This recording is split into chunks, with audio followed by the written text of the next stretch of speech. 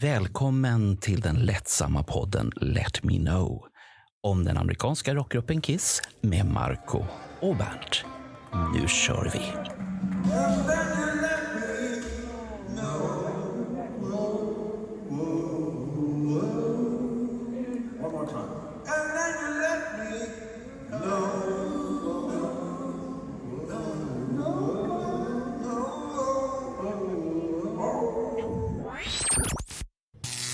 Ja, då är ni välkomna till den tredje avsnittet i den här serien och nu har vi bytt från Ace Frehley till någonting annat för att det har varit en överdos utav Ace Frehley här ett tag. Så att det har varit lite knäppt och jobbigt med allt klippning och höra på alla dessa Ace-grejer och då blandar vi in Vinnie Vincent. Jaha, gubbarna är här, de är riktigt på G här med Vinnie Vincent igen då. Jaha. Ja, det är ett fint album.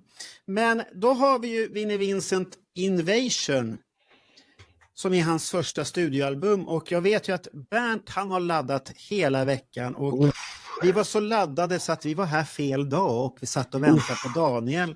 Och Daniel kom inte och vi förstod inte vad tills jag hittade felet. Ja, det var jag som hade bokat till lördagen, inte på fredag. Och så att det var inte Daniels fel. Så att det var vi som var alldeles för uppspelta och Bernt och vi satt och pratade lite och vi var väldigt uppspelta för att få prata om Vinnie och speciellt Bernt. Som någon kommenterade när jag la upp bilden när jag skrev att vi var uppspelta och då skrev han någon där, ja du menar Bernt. Ja, det var väl rätt egentligen. Det var väl Bernt där. När jag köpte den här 1986, det här var ju riktigt bra grejer. Det var shredding och det var hårspray och det var allt. Det här var ju det vi hade sett fram emot ända sedan Vinnie inte fick vara kvar i Kiss, av vilket skäl du nu än må vara. Såg du fram emot skivan redan då, bara för att han hade lämnat? Nej, men det var ju som sagt, det var ju flera artister som var på gång. Ja. Det var ju Vinnie. Ace höll ju på att kämpa och honom har vi redan pratat om allt bekymmer som han hade. De snurrade ju på med Animalize, Asylum och Crazy Nights och allt där. Ja, Crazy Nights hade inte kommit, men 2 Kiss-skivor har ju kommit. Ja. Behövde man Vinnie då? Enligt Vinnie själv så var det på det här viset. Att man behövde honom. Okej. Ja. Jag tar det en gång till, utan hånfulla kommentarer. Tackar. Enligt Vinnie själv så var det på det viset. För att Vinnie hade inte riktigt fattat att den affärsmässiga relationen med Kiss hade upphört. För han hade ett gäng med låtar och 7 av de låtarna som han presenterade via producenten, det är ju låtar som nu hamnade på den skivan vi ska prata om. Ja, okej. Men får jag fråga då, när ni köpte den här skivan då, vad var känslan när du fick tag på skivan? Känslan var ju fortfarande den här, liksom, att det var någonting att hålla i på riktigt. För det här är ju... Jag tyckte omslaget var snyggt. Det var tilltalande på något sätt. Ja. Har du sett de här små gubbarna längst ner? De såg jag först idag. Är det gubbar längst ner? Ja, men här nere. Kolla där. Titta. Ser du? Är det gubbar? Ja, det känns lite som den här Iron Maiden-skivan. Vad fan heter den? Somewhere in... Somewhere in Time tror jag den heter. Någonting här. Somewhere in Time. Det finns jättemycket att titta på. Förlåten heter Wasted Years och så. Ja, Somewhere in Time. Jag tittar, där är det gubbar, de här har jag inte sett heller. Nej, jag har aldrig reflekterat med gubbar. Och eftersom jag i första hand använder mig av CD:n, det här är ju mera referens... vad heter det? Arkivmaterial heter det på svenska. Ja, arkivmaterial, ja. Men ni gillade omslaget i alla fall? Ja, absolut. Ja, jag tycker det är helt okej. Om jag säger så här, den är ju mer tilltalande än Ace första och Ace andra. Den där är mer tilltalande. Det händer någonting. Det får den här 80-talskänslan som är brutal. Ja. Men sen är det ju samma sak som vi pratade om på Ace Frehley-skivan. Alltså heter de Vinnie Vincent Invasion, heter de Ace Frehley's Comet, eller är det Vinnie Vincent och skivan heter Invasion? det där? Det kan jag svara på när vi kommer dit. För jag har svaret. Ja. Bra. Men jag har för mig att du nämnde här innan vi började podda att den här skivan var pressad i Sverige. Den här som vi har, ja. Det visste inte jag ens en gång. Det har jag aldrig tänkt på att den var pressad. Att man la pengar i Sverige. För att du har ju en borrad amerikanare så att den där har ventilationshål så att det inte blir mögel på skivan. Då. Det är bra det. Ja. Så att vi har ju pratat om det här med cutouts förut och det tar faktiskt Vinny upp. Och även, jag har för mig att någon i den här Ace-podden som vi hade härom sistens, då pratar man ju om de här cutoutsen och att, men vänta, det är Ace Frehley-podden nu. Så var det ju en av medlemmarna i Frehley's Comets som var lite besviken över att man inte fick betalt. Därför att de hävdade att de hade skickat ut si och så många plattor som man då hade räknat med att få betalt för.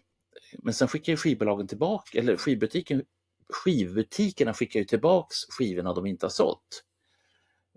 Och det är oftast där det tjafsas mellan skivbolagen och artisterna. För artisterna fattar inte att de inte får betalt för returerna.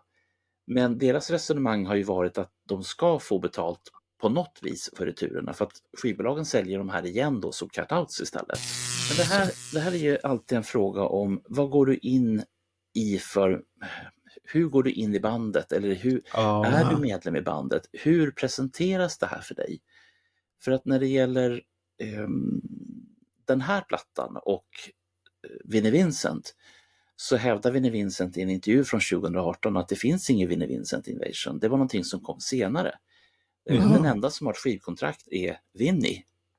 Jo, men det här tycker jag är mer uttalat ett soloprojekt. Ja. Det var inte som Daniel som Ace Frehley, att Ace Frehley vill ju ha det här bandhänget, att man ska vara kollektiv. Nej, det finns inte här. Och det kommer vi komma till när vi kommer till skivan och ska diskutera låtar.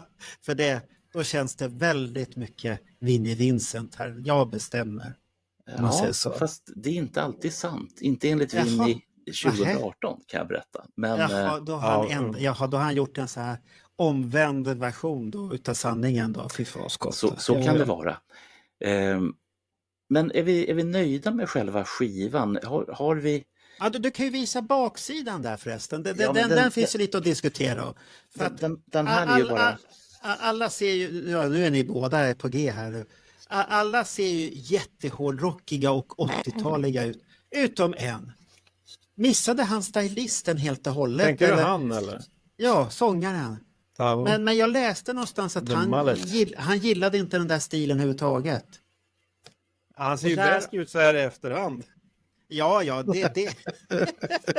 det de andra ser vad the cat dragged in om man säger så. Ja, alltså det är inte bra. Ja, men omslaget är ju lite kul. Man har ju någonting att göra medan man lyssnar på shredden i alla fall. Ja, det enda så jag kan säga att Bobby Rock där, han har väl stort sett samma kropp än idag.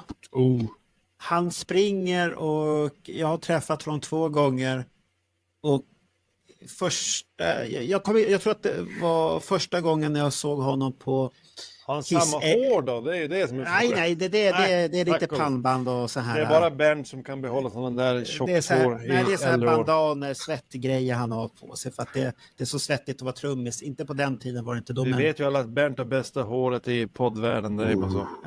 Ja, det är Bernt. Men vi väntar på Paul Stanley-polisarna, det är det vi vill se. Ja. Ska vi just... Men för att berätta färdigt om Bobby Rock då. Ja, sorry bara. Att när han var i Finland så låg han ju upp en video. Och då förstod man att han är en hurtig jävel. Han la upp en video, så här YouTube. Nej, en så här Instagram-story där han springer. Jag gör Helsingfors tidigt på morgonen och så sprang han på kvällen också. Och sånt här. Och han verkar väldigt hurtig. Och sen har jag träffat honom andra gången i Indianapolis. Och han var jättetrevlig. Det var då vi fick... vi behövde inte betala för bilder eller någonting. Och då kom ju Carlén på en gång. Jag ska också ha en bild. Så han fick en bild. Men väldigt trevlig och sympatisk. Och han har ju... Vad heter han? Snyder... Nej, inte Snyder, det är den här killen som du har, Bernt. Det är en annan sån här som hade hand om Vinnie Vincent eller någonting med Kiss att göra på 80-talet. Han har skrivit en artikel, titta nu kommer inte jag ihåg vad han heter, det är en amerikan. Du kommer på det sen. Ja, han hade snedbenat, idag är han rakad på huvudet. Jättetrevlig. Är inte alla 40-plussare det nu för tiden? Nej, inte jag. Och inte långt, du. fint skägg. Ingen och nej. Ja, skägget det fattar jag inte. Nej, så att det... Men jag kommer inte ihåg vad han heter, men han träffade vi där och han hade skrivit en artikel till Destroyer, så jag lämnade ju den tidningen till honom. Och han var så jävla stolt så han gick och visade det till Mark Slaughter och allihopa där. Titta pojkar, jag är med i tidning. Och då var ju de, direkt när de såg att det är en tidning, då kommer den här... Självklart får du en bild, det kostar ingenting. Och för mig var det väl så här med Mark Slaughter, okej, jag kan väl ta en bild, du tillhör inte mina favoriter, men okej, jag kan ta en bild. Har du sett Mark Slaughter spela gitarr? Nej, har du sett det? Jag hade chansen, men jag jag går glömde på bort Kiss det. FAQ och så sökte ni på Mark Slaughter. Julian spelade ju in han en gång när han spelade gitarr. Alltså, han är grym på gitarr. Han är duktig tycker jag ändå. Jag tror han började som gitarrist. Alltså, det var det han var egentligen. Och sen trillade han över som sångare ungefär som Miles Kennedy eller någon av de här som egentligen är gitarrister. Men du sjunger bra, du får vara sångare. Han kan shredda Mark Slaughter. Där ser jag. Det var kanske därför. Men det kommer i nästa Vinnie soloplattan sen. Då diskuterar vi där och då kommer vi återkomma till Bobby Rock, för då har jag lite mer fakta där som han själv sa också Då kommer vi till allt tråkigt också. Ja, det beror ju på hur man ser det. Vissa tyckte att det var bra och andra tyckte det var tråkigt. Och så men det som finns idag tycker jag mestadels känns väldigt, väldigt bra. Men vi måste komma dit. På samma sätt som Ace Frehley-skivan hade en ganska lång backe, eller vad man nu ska kalla det för, så var det samma sak här. Vinnie hade skrivit massor med låtar under åren. Men som sagt, innan han fick kontakt med Kiss så var det inte så fett i plånboken. Så att han tog i stort sett alla pengar som han fick ihop till familjen och så hyrde han studios och spelade in demos och hela den biten. Och han kom i kontakt med ett band som tidigare hade hetat New England, som Paul Stanley hade producerat. Och tillsammans med dem så spelades in ett antal låtar. Och det här låtarna är inspelade, om jag har förstått saker och ting rätt, så det är sent 81, väldigt tidigt 82, med reservation för att jag har fel. Personerna som var med, det var en snubbe som heter Jimmy Valdo som spelar keyboards. Vinnie älskar keyboards för övrigt, kan jag berätta redan nu. Vi har Gary Shea på bas och sen en viktig person, Hirsch Gardner, som var trummis. Och varför är han viktig för? Jo, därför att Vinnie har ett problem med trummisar rent allmänt. Han tycker inte om trummisar, för de spelar antingen för långsamt eller för snabbt. Medan en trummaskin programmerad av en riktig programmerare, det är grejer det. Men det är alltså Gary Sheas arkiv som då har läckt ut, och det är därför det finns en dubbel-CD som man kan köpa på Ginsa och andra ställen som heter... Men släppte han inte själv ut den? Det är det här som är så himla svårt att svara på, för skivbolaget som har släppt ut de här, det är ett skivbolag som saker de hittar på ställen, alltså sånt där som det inte finns copyright på. Men hur hittar de det här hos Gary Shea om han har det inlåst och sånt här? Ja, har de hackat hans dator och sugit ut det här eller? Det vet vi inte. Det här låter som en Kardashian, det råkade bli snuskvideos, det råkade komma ut. Och det där är väldigt amerikanskt, det råkar komma ut. Det är bullshit tror jag. Ja. Han har släppt det på ett fult bolag tror jag. Sen så kommer ju då perioden med Kiss, vi har perioden när... när kom den här Warrior-skivan? Vilken tid? Den kom... Alltså, 19 tror jag de släppte den här... Aha, det finns ett samband. Vad var det som hade hänt precis innan där? 18 var han ju ute. Det vet jag absolut ingenting om överhuvudtaget. Det har vi aldrig pratat om förut. Nej. Jaha, det var konstigt. 18 han gjorde sin comeback. Ja, det var konstigt att demosarna råkade komma ut. Vilket bullshit. Ja. Men om vi nu riktar in oss på Kiss lite grann, så släppte ju Vinnie ifrån sig en del låtar. till pojkarna. Men de var väl i studion där bredvid varandra och smäckade och så gick han mer till Kiss för att han såg att här var lite häftigare grabbar. Jajamän. Och de fick ju tycke för varandra. Jag vet inte om de sa till Vinny, klipp inte håret. De kanske sa, skaffa hårspray. Det kanske var det de sa. De sa, shredda mindre. Ja, Ja, det är så kan det också vara. Men det fanns 7 låtar som presenterades. Det var ta fram block och penna nu. Do you wanna make love? Animal. Twisted. No substitute. Shoot you full of love. Boys are gonna rock. Baby oh. Det är de låtarna som... Ja, det är ju många som har hamnat på skivan sen. Japp. Ja. Men i alla fall, sen gick det ju som det gick. Vinny träffade i Uleåborg hösten 83. Och Vinny träffade ju Sparken i 84 uppe i Kanada. Och Vinny har blivit intervjuad. Han kan inte ha fått sparken. Det där har vi diskuterat flera gånger. Han fick inte sparken. Nej. Har du inget kontrakt så de bara delar på sig. Ja, så i alla fall. Sen har ju Vinny ingen jobb. Eftersom han inte får några pengar från Kiss längre. Och nej, det är inte då man stämmer varandra. Det kommer sen. Hur som helst, Vinnys, eller inte Vinnys utan Kiss turnéchef fattar tycke för Vinny och frågar efter att ha fått höra de här låtarna, kan jag försöka fixa något kontrakt åt dig? Ja, absolut, tack så mycket, säger Vinny. Och den här turnémanagern som jag faktiskt borde ha grävt fram namnet på, men det kan säkert någon av er andra få göra, hemläxa. Det som händer är att han går raka spåret till Polygram och säger att jag har en fantastisk artist som heter Vinnie Vincent som har massor med låtar. Och då säger Polygram, Vinnie Vincent? Nej tack, det är bra, vi passar. Så då gick han istället till Chrysalis och Chrysalis fick höra låtarna och sa, fy fan vad bra, honom vill vi ha.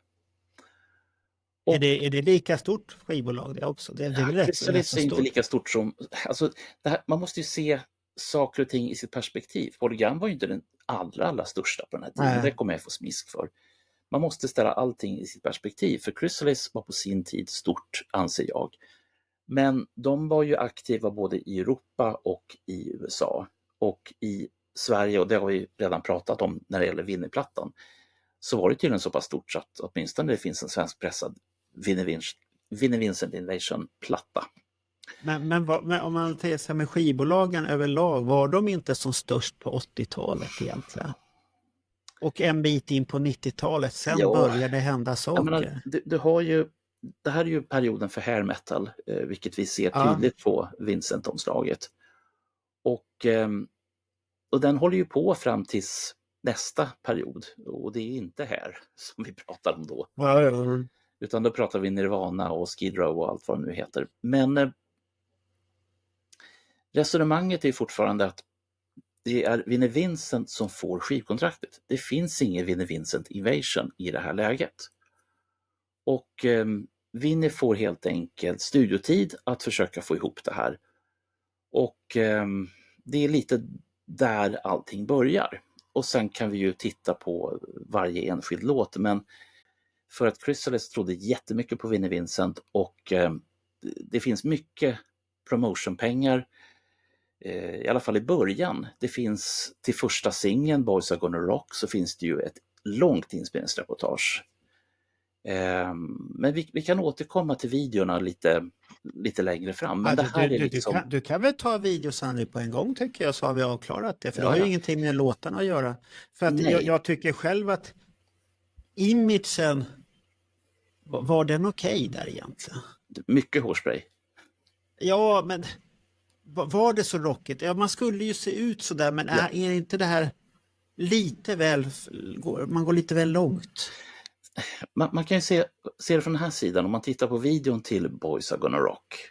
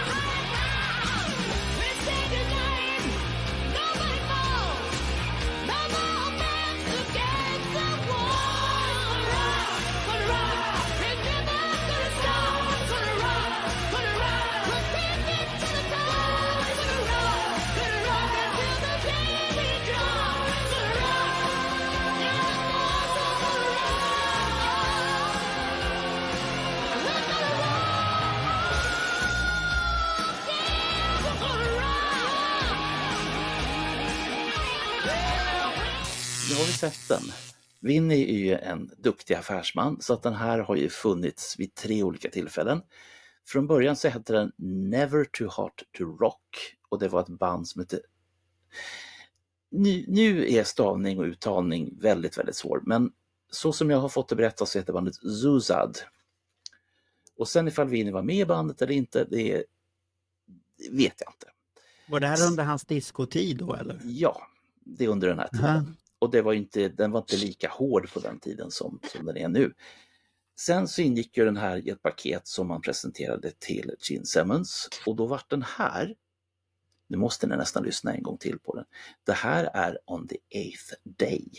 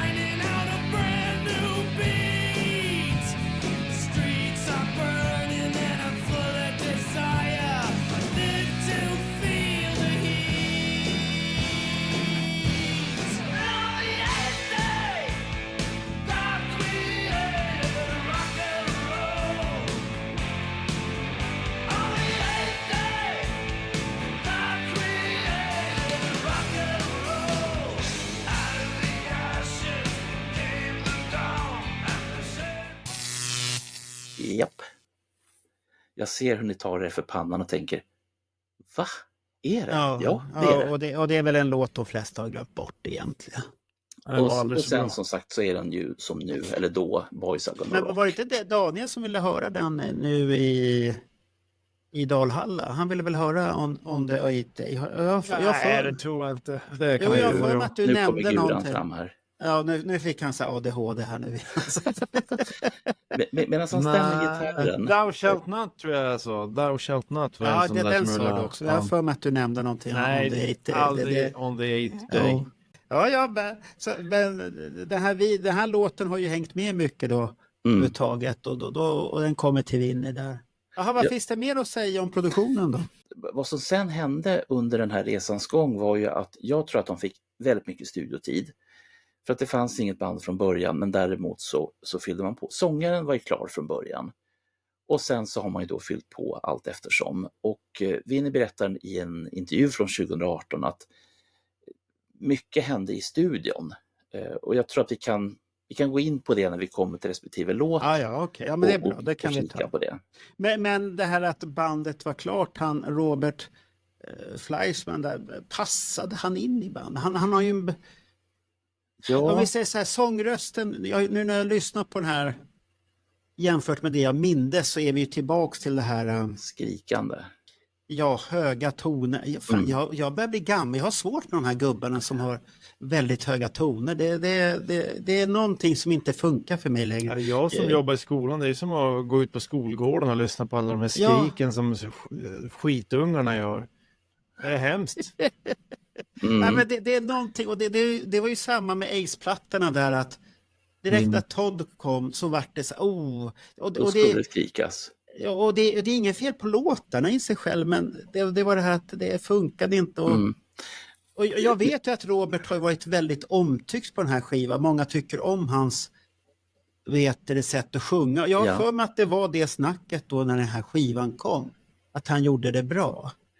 Men sen följde han ju inte med på turnén överhuvudtaget, för han ville ju inte se ut som de andra. Nej, och det är ju en historia för en annan podd. Ja, så att det är lite konstigt alltihopa. Det som jag funderat lite grann på inför det här avsnittet, det handlar om, hade man audition för sångare eller inte? För att det cirkulerar ju saker på YouTube. Och det cirkulerar bland annat en auditionvideo från en kille som heter Robert Erdman. Och jag kopplade först inte vem det var, utan jag tänkte, ja, det är någon tysk farbror som har fått provsjunga för Vinnie på rulleband eller någonting sånt. Och sen så upptäcker jag att det är ju en utav våra mera framträdande sångare, som då har sjungit både med John Norum och Malmsten.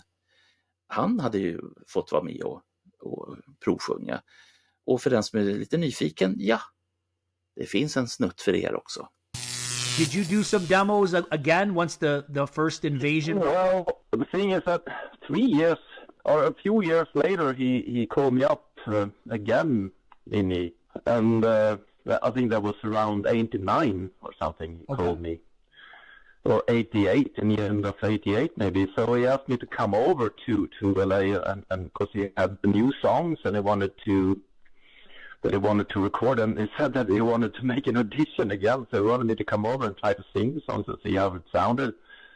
But actually, I think he just wanted me to sing a demo for free. Because I was spending 14 days singing every day in his home studio in Reseda, and I didn't see much of LA. I was a slave in his home studio, and we did, I think, around 9 songs, right? Complete songs, demo, and I remember we also went up on Chrysalis, and he wanted to introduce some new material for the record company, but I mean, he was fired from Chrysalis by then. You know, that they signed the band, but not him. Yeah.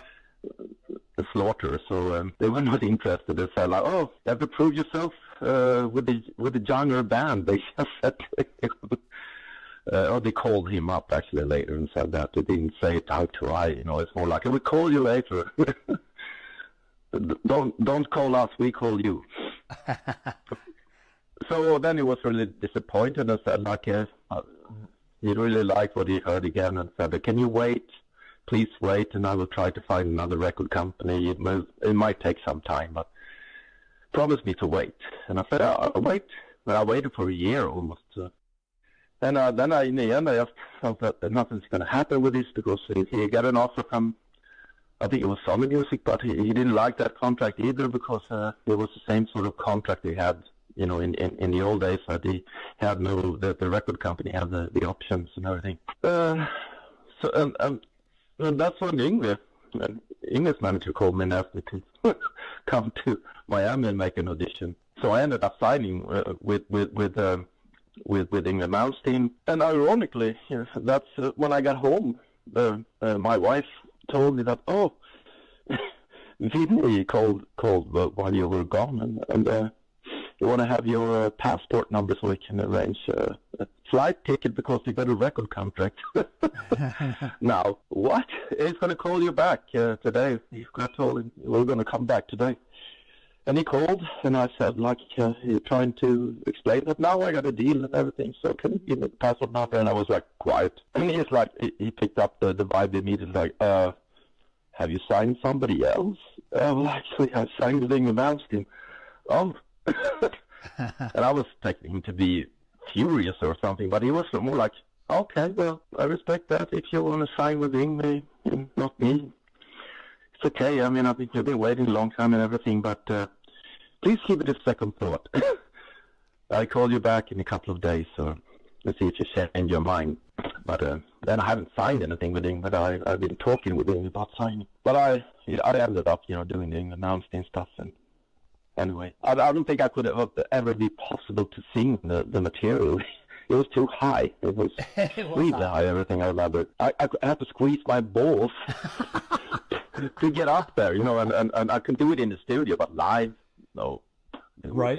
I would have ruined my voice doing it live. So it was luckily it didn't happen.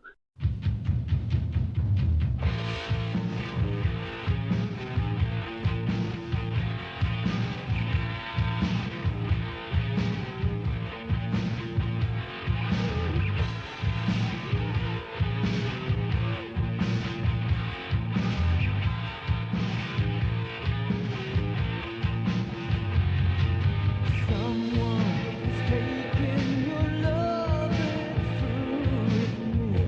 It's not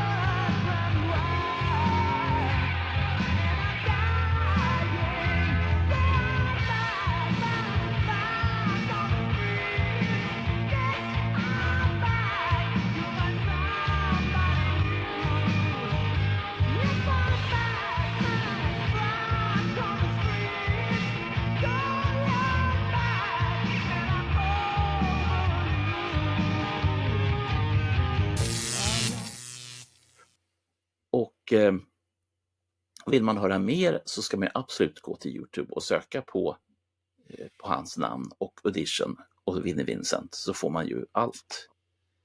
Men vad heter han på riktigt då? Det vet inte jag. Var det inte Robert han som... Erdman. Erdman. Men det var inte det Edman han hette på om man sjöng till Malmsten? Ja. Göran Edman. Edman eller sånt där. Jag har för mig det. Var det inte det, Daniel?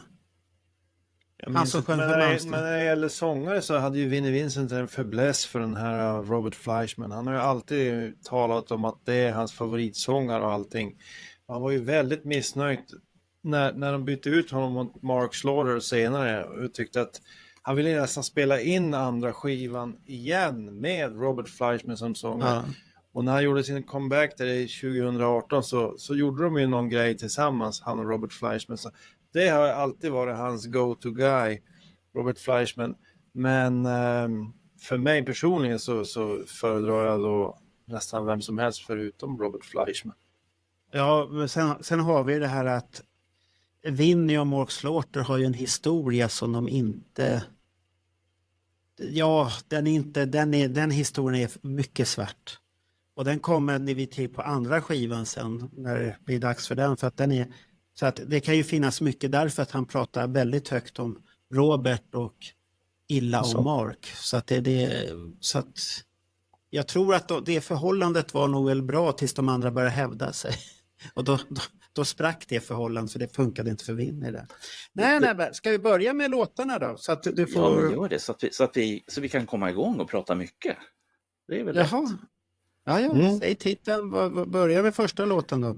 Ja, men det är klart man ska börja med den första låten först. Det hör man ju. Tuta och kör nu.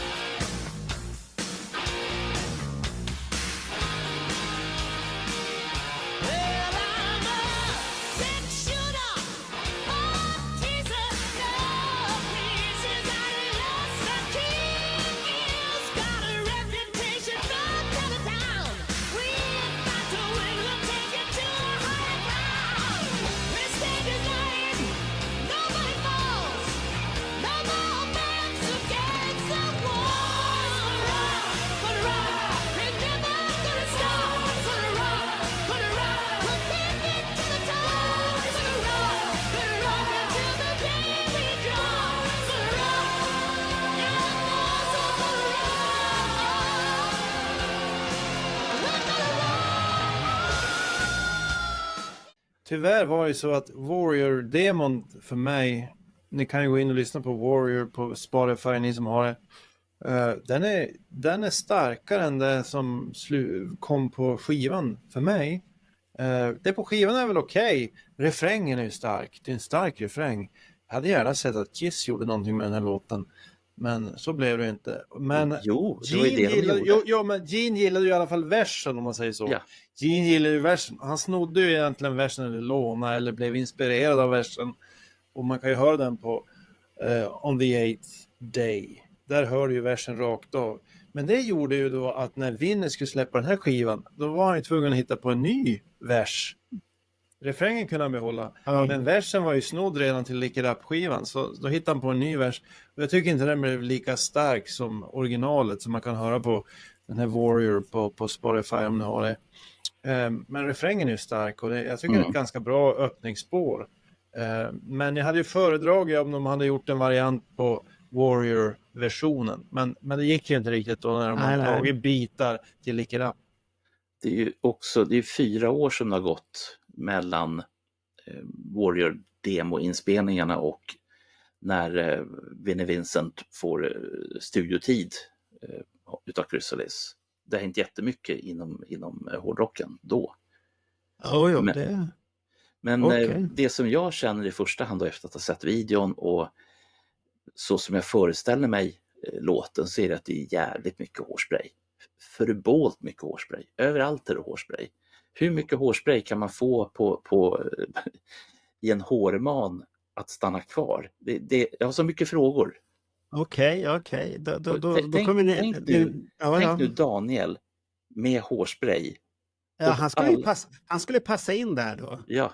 Och stå som Vinnie Vincent där, men det... Du kan väl prova någon gång, Daniel. Berätta nästa episod, då kan jag spraya upp så att jag har liksom... Ja, så att du ser ut som Vinnie Vincent och kompa. Fast då hade ju Vinnie Vincent ändrat frisyren. Så att det är bara här han har den där häftiga frisyren. Ja. Sen ändrar han ju sig. Men så att ni är positiva till den här låten. Jag är... Hur ska man säga? Skivan börjar bra. Det är en bra låt. Men jag kommer fram till den här, när jag lyssnar på den här låten, att Vinnie Vincent är en skitjobbig gitarrist.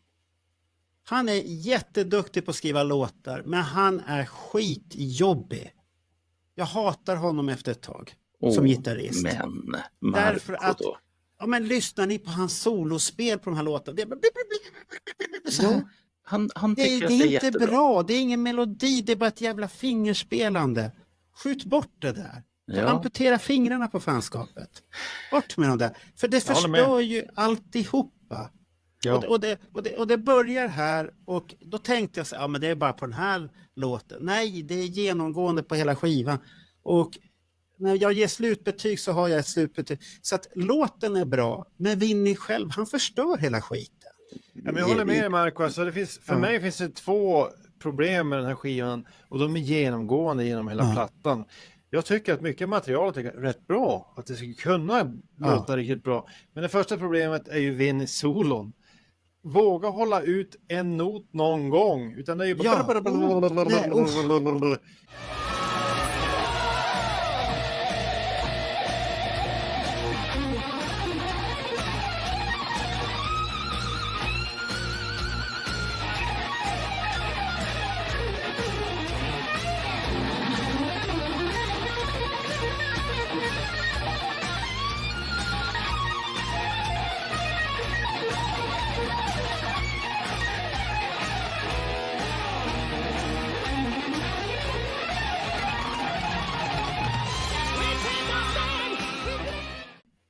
Han kan ju, ibland hör man någon sån här, han leker lite med vad heter den här armen som man böjer på, armen där. Några små, men det är någon sekund här och där som är bra, annars så kör han ju bara Angry Bee-varianten. Tyvärr är ju det ett problem genomgående genom hela skivan. Det finns inte ett solo som jag faktiskt tycker om på den här skivan. Och då vet jag ju vad han är kapabel till. Och där kan du ju jämföra dem med Warrior-demosarna. Där det finns många låtar som är samma. De solorna är betydligt bättre. Ja, ett solo är ju ett solo. Men den här eran på något sätt, han har blivit totalt... Han går overboard fullständigt och spelar fruktansvärda solon. Jag föredrar ju Warrior-demosarna framför det som... Om man säger så här, ska jag vara elak. Det här påminner lite om det han skulle sola på Kiss-turné.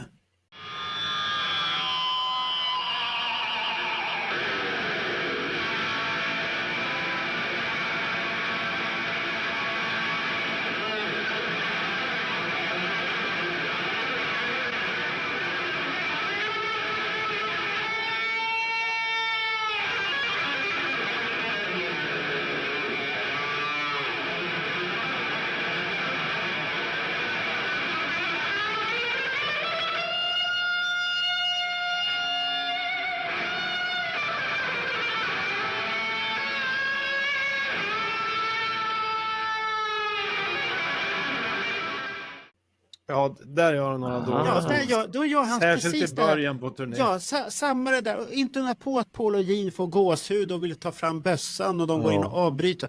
För det har ju ingen känsla. Det är bara ett jävla fingerspel. Amputera fingrarna omedelbart. Bort med Och dem. sen en genomgående tanke man har genom skivan är att man hoppas att kulorna ska droppa på den här sångaren någon gång. Ja. Men de gör ju aldrig det. Nej, det gör de inte. Det är höga ton. Det är så att låten är jättebra. Ja. Men Vinnie, han förstörde med sitt jävla strängbändande. Och sen tycker jag att det här strängbändarljudet när det kommer. Man hör att låten är bra. Sen när den partiet kommer med solot. Då låter det skitdåligt ljudet helt plötsligt. Du hör bara en jävla gitarr. Och fy fan. Usch. Och Bernt sitter här nu och han älskar det här. Men det jag tycker är så jobbigt är när man vet Vinnies potential. Ja. Hur grym han kan vara när han är som bäst. Jag menar, gå och lyssna på Rio 83 med Kiss när han drar han improviserar ett solo på Calling Dr. Love.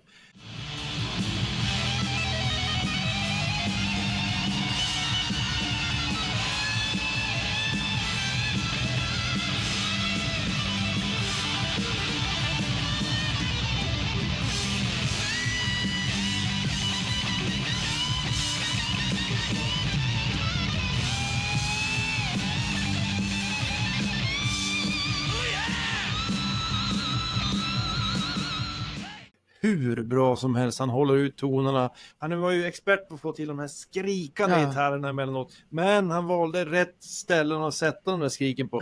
På den här skivan vet jag inte vad han tänkte. Men det är där han byggde upp sin legendstatus. På den tiden. Och sen faller ju alltihopa på den. Och det finns jag tror inte jag gillar de här jävla... Jag var inne på sån här gitarr. Jag tyckte om gubbar som hållde på med sånt där. Men... det måste finnas en melodi. Så du hållde på, Marco? Ja, höll på. Höll på med sånt. Ja, höll på. Du vet att jag är svensklärare, va? Ja, jag är förorten. Ja, just det. Jag tror att vi har förklaringen till varför ni är så arga. Aha, det handlar om att, det har jag inte ens tänkt på. Produced and arranged by Vinnie Vincent and Dana Strum. De har alltså fått fria händer, pojkarna. Det är ingen som har och det märks på Vinnie Vincent där. Ingen har kommit tagit dem i hampan och säger ursäkta, men vi ska faktiskt kunna sälja det här också. Vi kan inte bara sitta här och problemet för den här Strum är ju att det är Vinnie som har skivkontraktet. Japp. Vad gör du då? Då fjäskar du för arbetsgivaren. Ja, det är jättebra. Det här är jättebra. Fy fan vad bra du spelar. Ja. Och det har vi pratat om redan på Ace Frehley-tiden. Ja. Så att det är väl någonting i tiden. Samma dilemma när det är sådana gitarrlegender som ska göra någonting. Så är det ingen som vågar säga hold your horses och skärp det. Ja. Det är ingen. Så att det bra låt enligt mig, men piss i Vinnie säger jag bara. Usch. Ja. Då går vi vidare. Då går vi vidare. Nu kommer satsen här. Nu blir det no substitute. Fy fan, nu blir det åka av. Nej, det blir det ju inte. Klart att det blir. Shut you full of love. Nu är det satsen som ska skjutas. Aha. Men nu grabbar, nu går vi vidare. Shoot you full of love. Och tänk inte ens på vad det kan betyda. Gör inte det.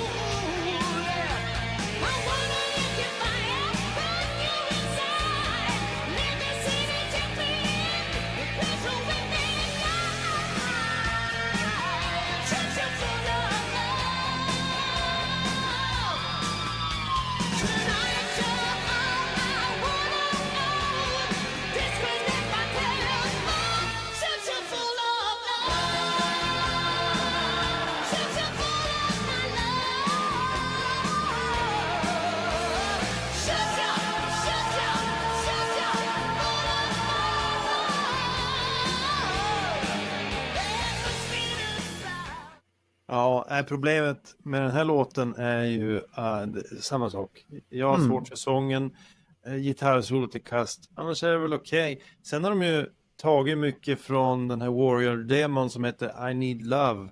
Vet du om du har hört det? Riffet är ju lyft rakt av från den. Så att han använder ju gamla saker, men det finns en Kiss-koppling och det är ju Candy Cane är med här. Det finns några sådana här lyrics, texter som är liksom, man kan känna igen från Kiss-texter. Och Candy Cane var ju kanske inte det bästa de kunde återanvända. Det finns någon låt på Lick It Up. Har Gene råkat säga det där till Vinny så här? Candy Cane. Ja. Candy godis och cane är ju typ någonting avlångt. Så man kan ju gissa vad det är för någonting. Det är en Polkagrisar, polkastång. pojkar. Ja, det är en polkagrisar. Ja, just det. Så här stång. Ja, en redig stång. Och det finns en Kiss-låt där de säger Lick my candy cane på Lick It Up. Ja, det sjunger Paul sjunger den. Ja, Paul sjunger den. Så att det har de ju tänkt att jäklar vilken bra text. Den återanvänder. Men Candy Cane är nog mer en Paul-grej som Paul skulle säga när du säger det faktiskt. En Gene är lite mer brutal så här. Fits like a glove. Det är lite svårare låt, men den är väl okej. Jag gillar körerna. Vad säger ni om dem? Ja. Låten är bra, men den är inte lika bra som Boys Are Gonna Rock. Den är inte på samma höjd och sen har du ju Vinny här. Hur tänkte han egentligen med sitt gitarrspel? Visst, det låter ju som att det är någonting som ska komma. Det är det enda referensen jag har till den där. Det är på G och det körs för fullt snart. Och sen tar det bara slut helt plötsligt då. Det finns lite kul grejer jag kan slänga in. Låten är från runt 79-80. På den tiden så var det en poplåt och den hette I Need Love. Det som Daniel hänvisar till här förut. Ja. Precis. Och sen finns det ju det här vrålet som är på slutet. Det är helt improviserat. Det fanns inte med i boken. Ja, men spelar man gitarr så där hårt så blir det efter ett tag. Så. Men ni tog ju till slutet av låten. Det var ju bra jobbat i alla fall. Ja, jag har varit jätteduktig och försökt förstå Ginnys tänk där. Och den här är en koppling att nu kommer det. Det finns en grej nu. Vi har pratat mycket om Mark Slaughter. Det finns en demo med Mark Slaughter sjungandes den här. Och anledningen till varför det finns överhuvudtaget, det var ju att det fanns ett resonemang att nyinspela vår Invasion-platta med Mark Slaughter istället. Så att man gav sig på några demos och sen insåg man det kommer inte bli lika bra. Nej. Okej. Ja, men Bernt gillar den här låten, eller? Ja. Du gillar den här? Det är fortfarande för jävla mycket shred och det är hela skivan. Och jag försöker att bortse från shredet, för jag tycker om körerna och jag tycker om låten. Det är inte shred, det här är bara gitarronani. Ja, kalla det för vad ni vill i alla fall. Ja, det händer inget, det är ingen finess. Finessen är bara... Nej. Det är bara en ful... Han gör bara fula saker och sen är det slut. Ja. Men nästa låt, den måste ju vara bra i alla fall. I want you, but you never reply. I can't get through on your line while your intuition keeps holding you down. You're hanging me up every night. Want you to want me and whisper my name in every breath that you take. I wanna touch you and fill up your dreams and vow your heart will never break. I want your passion, though it's not your fashion. I know you can make it your style. Don't you know this love? I live for your touch. I want you so much. Love's such a beautiful love. Det jag gillar på den här är No Substitute vi är på. Ja. Men jag tycker det var skönt att det var lite lugnare vad gäller sången på den. Han höll igen lite grann. Ja, visst är den skön? Ja, det är en ganska sån här klassisk 80-tals powerballad. Ja. Så den funkar ju som det tycker jag. Men fortfarande, jag behöver inte säga det för varje låt, men det är ju så fort Vinny släpps lös så blir det inte så bra tycker jag. Jo, men jag skrev faktiskt där att helt okej, lite för att vara en mjukare låt. Det är ingen powerballad tycker jag. Den är inte uppe på de höjderna. Kommer aldrig komma på en sån skiva överhuvudtaget. Men solot här. Och det kan ju, om man tittar på låtföljden, att man brukar vara lite lugn när man har skjutit mycket kött. Då blir man lite lugnare, avslappnad. Så att han är lite mer avslappnad. Han är lite trött där och vill röka cigg. Fingrarna går inte så förbaska. Och det är ju bara i teorin. I praktiken har de ju spelat in de här olika dagar. Men det är lite mer nedtaggad och han verkar ha tänkt till här att nu är det vi ska göra en powerballad här. Så att nu måste jag vara lite lugnare. Jag kan ju inte skrämma iväg alla med helt plötsligt med alla. Där sitter man, ligger med flickvännen eller i sängen eller du är och lyssnar på det här och så bara kommer det sådär. Nej, det är lite lugnare. Så att vad säger ni om Beatles-känslan i låten då? Det är ju lite harmonier och lite Beatles och sånt där. Vad har du hittat? Det var lite långsiktigt. Du kanske kan förklara. Ja, det där får du förklara. Vad hittar du Beatles i det här? Tänk som så här att du har någon gång i mitten på 70-talet lyssnat på Beatles-låtar och så gillar du harmonierna och så tänker du fan vad bra. Jag lyssnar på Gene Simmons när han pratar om Beatles och harmonier. Han kan ju göra Beatles-harmonier alldeles själv utan problem. Den här låten är i alla fall skriven i slutet på 70-talet och sen har den legat där i Vinnys volt och gottat sig. Och det är ju så den började. Sen hänger den ju med på Warrior Demon och sen nu in på den här plattan. Men jag tycker den här är lite småmysig. Den kan man lyssna på flera gånger. Och det är inte bara för att det är Vinny som har gjort den här nu? Nej, det är för att det luktar Beatles om den. Okej, det är för att det luktar Beatles om den. Ja. Känner ni Nej, jag känner ingen Beatles överhuvudtaget. Men Nej, det var ingen tanke som slog mig, men jag kanske får lyssna på den kanske igen. mer toarull eller något sånt här. Marco.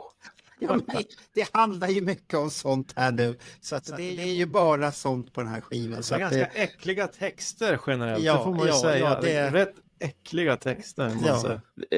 Jag kan säga så att det säger ju mycket om dig Bernt, att du gillar den här skivan. Alltså det är tur att inte Roger är med här igen. Det är ju tur att Vinny själv 2018 när han blev intervjuad om den här plattan faktiskt gick ut och sa det att det finns mycket i de här låtarna som man kanske inte vill prata om idag.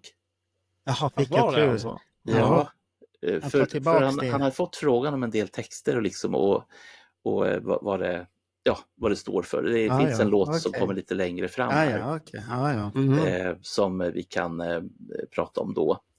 Ska vi hoppa på nästa nu då? Ska vi? Animal. Animal.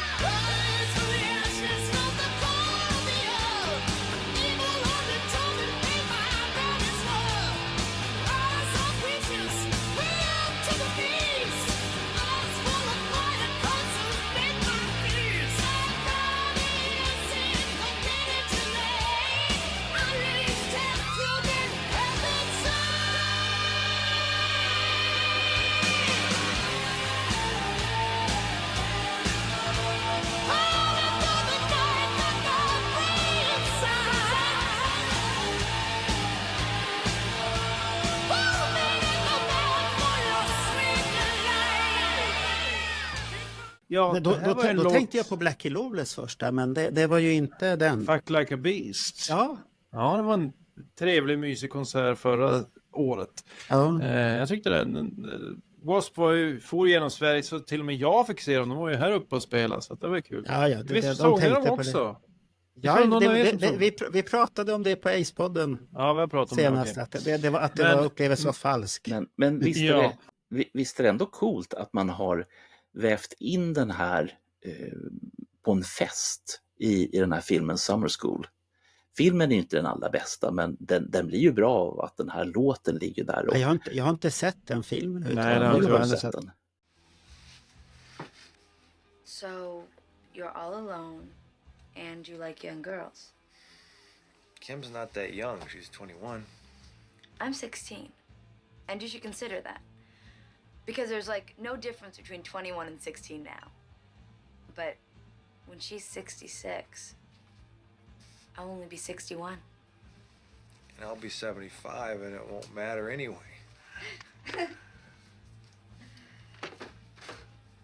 Yeah.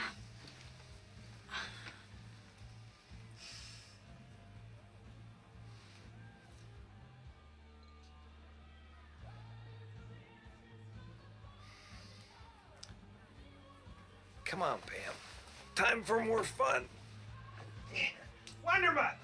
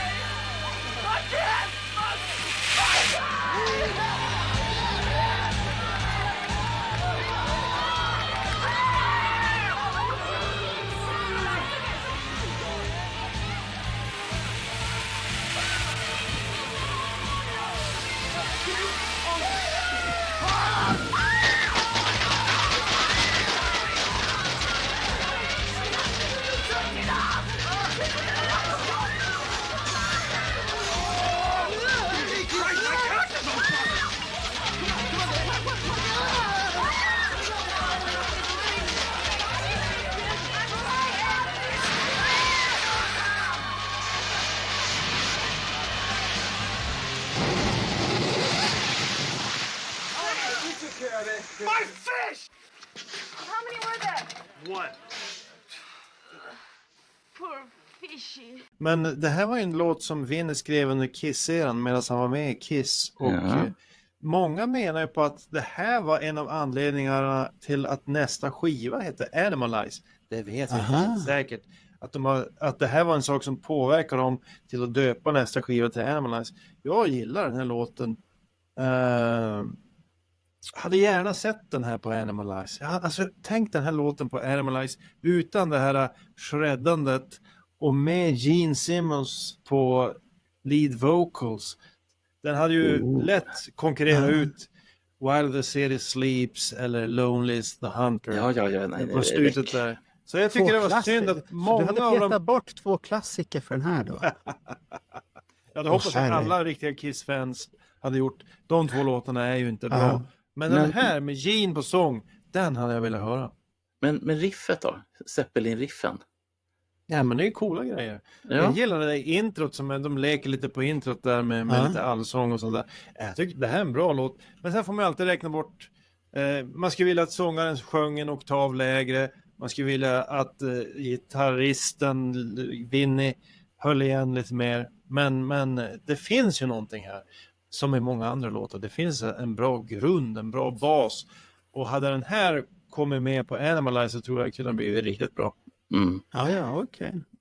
Ska Bernt ta sitt nu eller? Ja, det som jag tycker är intressant med den här låten, det handlar ju dels om det som jag sa, gitarriffet, eller riffen, jag vet inte om det är ett riff eller många riffar eller riffer. De tycker jag om. Du tyckte bra om Animal med andra ord då, Bernt? Ja. Du gillar den. Då ska vi se, nu sitter alla jättetaggade på att jag ska såga. Men då har jag skrivit så här, bra låt. Börjar lovande. Det börjar bra och jag tycker att det här är intressant att lyssna på. Det enda är att under vägen så blir Vinny övertaggad. Det är någonting han har pudrat i näsan och det blir bara värre och värre och så slutar allt för jävligt på slutet med hans jävla övertaggande. Det pruttar sönder hela jävla låten. Och jag skulle vilja veta hur spelar de här låten live? De här låtarna. När det är så här mycket gitarrpickar. Det måste ju varit en jävla för jävligt att gå och se det live det här alltså. Ja, Och tänk på de andra i bandet. Hur relationen i bandet blir när du har en jävel som hela tiden måste hålla på och picka på gitarren. Inte på att han fick ovänner. Inte på att Paul och Gene hatade honom efter ett tag också. För att det är bra låt och det är som Daniel säger. Det här hade kunnat vara någonting för Animalize. Om Paul och Gene hade fått krydda till det på sitt vis. Och kissifiera det. För att det går inte att ta vinning från att han är en bra låtskrivare. Han är jätteduktig på det. Men det här med att spela i band. Det är nog inte hans stora grej om man ska vara ärlig. Ja, du tycker det. Du vet, jag vet att du tycker det, Bernt, att han ska spela i band och du har ätit kakor med honom i Uleåborg och allt det här. Men nu handlar det inte om kärleken här till din. Det här handlar om att man ska vara realistisk. Var är hans plats i musikvärlden? Det är inte att stå på scen. Nej. Han skulle ha gjort, vad heter den här svensken som har gjort massvis med låtar till Britney och alla de här. Är det Max som Martin började, du är inne på? Max Martin, ja. Som började här på Fridhemsplan där tillsammans med han, vad hette han som dog i cancer?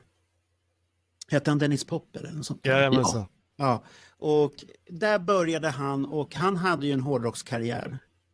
Som han förstod att nej, det kommer inte bli någonting här. Och se vad han gjorde istället. Han sadlade om och skriver låtar till förbannelse. Och vad är han idag? Han är rik och mår bra.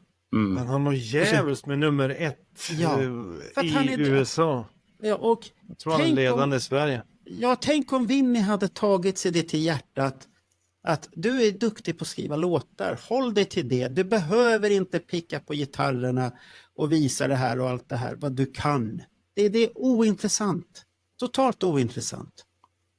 Och det är synd. Jättesynd. Det är min recension. Bra låt, men sen övertaggad. Totalt. Som jag skrev på slutet. Extra för jävligt. Skrev jag det till och med. Så att det är... Usch. Han förstör sina egna grejer. Jag som tyckte om gitarriffen. Och så bara... riffen är bra, men... Ja, men det är inte det jag säger, Bernt. Lyssna på vad jag säger där. Men jag hör det klart och tydligt. Jag har ingenting personligt mot det där, men det är det här att man förstör sitt eget låtmaterial. Ja, I get it. Twisted kanske?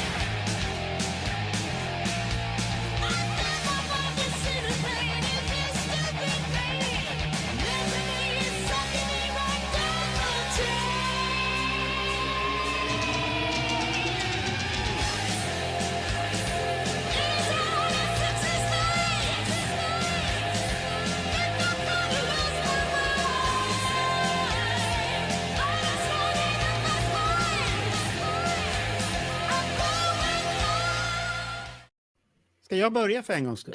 Ja, nej men Marco, Twisted. Jag har ju ändå skrivit något positivt här. Så att jag har skrivit bra och det här är en typisk låt för slutet av 80-talet tycker jag. Att det lät väldigt mycket så här från de flesta grupper, så att helt okej, men det är ingenting jag skriver i stjärnorna eller lägger i spellistor så att jag vill lyssna på det. Man kan plocka fram den någon gång. Så här när man pratar om Winnie, då plockar man fram den. Sen ligger den där i lådan och mognar till, men den har inte mognat ett dugg, den har inte blivit bättre. Det är väl mer att historien blir längre och längre bort. Längre och längre bort hamnar lådan. Och till slut kommer jag aldrig upptäcka den lådan. Så att det är en bra låt, men den glöms bort. Har du räknat på hur många körer som det är i början? Ja, Nej, det inledningen är helt galen på den här låten. Ja. Men det är ju det som gör det intressant, när det finns en idé på låten. Ja. Och sen förstör ju det gamla vanliga, det behöver vi ju inte rabbla upp igen. Men det finns ju någonting i låten som är bra och det är intressant och sen blir det konstigt igen. Så att jag gillar det här riffet som var, jag tycker det var ett simpelt och tungt riff genom låten som var jätteskönt. Det är en rätt bra låt. Inledningen är ju helt psycho förstås, men det är någon som har hittat någon effektknapp på någon gammal dator i slutet på 80-talet och tryckt många gånger. Men man blir ju nyfiken på vad ska komma. Så jag tycker den här låten är en av de bättre. Ja. Du har ju faktiskt helt rätt i vad du säger, Daniel. Det är precis det de har gjort. Och resonemanget var nämligen hur många överdubbningar eller hur många liksom körsnuttar kan vi slänga in? Ja. Jag slutar räkna vid 24. Oj. Och det finns det är säkert. Men har du suttit och räknat till det? Ja, men det blir så ibland man har för mycket tid. Ja, du har aldrig... Och så säger du att du aldrig har tid och så har du hur mycket tid som helst. Det är därför han sitter och lyssnar på Vinnie Vincent. Han har inte tid till något annat. Det går inte ihop det där riktigt. Det där. Och så okej. Bernt, vad har du för tröja på dig då? Den ser spännande ut. Det ser ut som Rock'n'Roll Over, men jag har inte sett hela... Det där är en jättehäftig tröja som någon har designat. Det är någon som har designat den där. Ja, nu känner jag igen den. Ja, just det. Den har man ju sett tidigare. Ja, den är snygg. Vem kan det vara? Vem kan det vara? Ja, det är en jävla duktig designer. Ja, han är bara bäst. Alltså? Herregud. Ja, det har jag hört. Det har fler än... Ja, nu pratar vi om Winnie. Vinnie inte i sin bästa jag trodde det var form. Vinnie vi pratade om. Ja, vad tyckte Bernt om Twisted då? Nej, men den har ju fått två... Du älskar den? Jag älskar början på den. Därför att det är precis som du säger, Daniel, den är så jävla sjuk i början så att man vill liksom bara... Jag tänkte att hur många vänder har de egentligen kört in på den här? Och det var ju då jag började försöka räkna. Herregud. Får du för det bara så. Det där är bokstavskombinationer. Att man får för sig att räkna. Det är siffror, Marco. Siffror. Ja, men att man får för sig att börja räkna. Och så. Ja, men... Jag bara sitter så här, vad är det här för något? Jaha, de har lekt med knappen. Det är bra du grundlig, Bernt. Det är bra. Ja. Men tänk då de här som tänker, vi kan nog pressa in några till. Ja, okej. Så det är ju mera galet än att jag sitter och försöker räkna ut hur många vänder de har kört det här. Så det är värre med dem som tänker, vi kan nog trycka in några till. Ja. Ska vi hoppa på nästa låt nu då? Ja. Nu. Den är ju jättefin titel på den här tycker jag. Den är ju ganska rak. Ja, Do You Wanna Make Love. Det går jag på igång på titeln. Det får jag väl höra utav. Det får jag höra av de flesta. Jag, Marco Esson. Ja, det är mina finska gener kanske jag vet.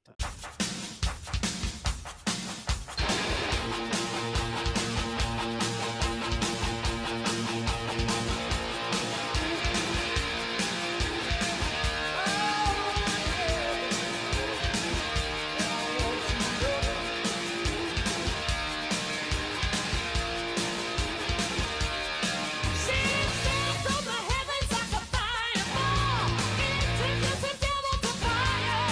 You're strong.